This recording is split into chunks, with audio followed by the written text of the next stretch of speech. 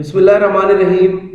बेटा जी हम सबक मुलम्मा का सवाल नंबर 8 पढ़ने लगे कि उर्दू में दूसरी ज़ुबानों के अल्फाज जज़ब करने की बेपनाह सलाहियत मौजूद है।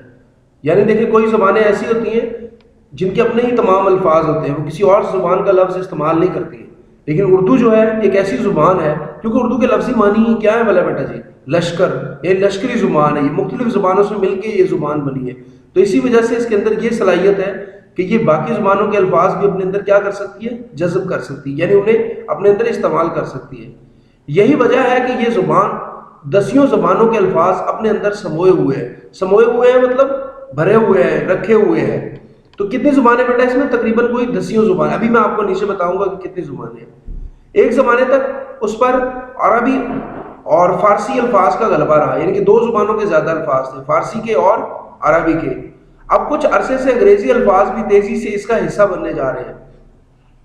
तो आप इस अफसाना में इस्तेमाल होने वाले अंग्रेज़ी अल्फाज की एक फहरिस्त मुरतब कीजिए। मतलब ये कि एक फहरिस्त बनाइए जो इस अफसाने के अंदर अंग्रेज़ी अल्फाज इस्तेमाल हो। तो मैं अभी आपके सामने लिख के दिखा रहा हूँ। आप ये देखिए बेटा जी, आपके सामने अल्फाज हैं जो इंग्लिश के ticket, railway station, first class, second class, third class, inter class, attache case, sandal, gate. इसके अलावा और भी लफ्ज़ हैं इसके अंदर, लेकिन अभी मैंने फिल वक्त इतने ही लिखे।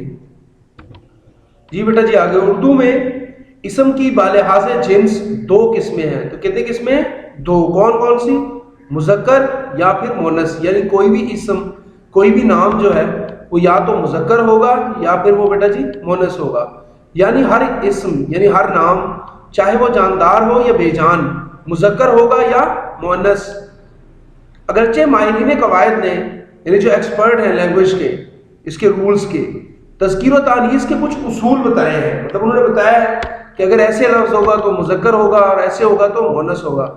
लेकिन आम तौर पर तज़कीर व तानीस अहले ज़ुबान के बोलचाल ही के ताबे होते हैं। मतलब ये कि जो ज़ुबान के बोलने वाले, जैसे हम जो है उर्दू के अहले ज़ुबान है, हम जिस लफ्ज़ को मुज़क्कर बोलते हैं तो वो मुज़क्कर ही कहलाएंगे, बोलते हैं तो वो ज़्यादातर मोनस ही होते हैं।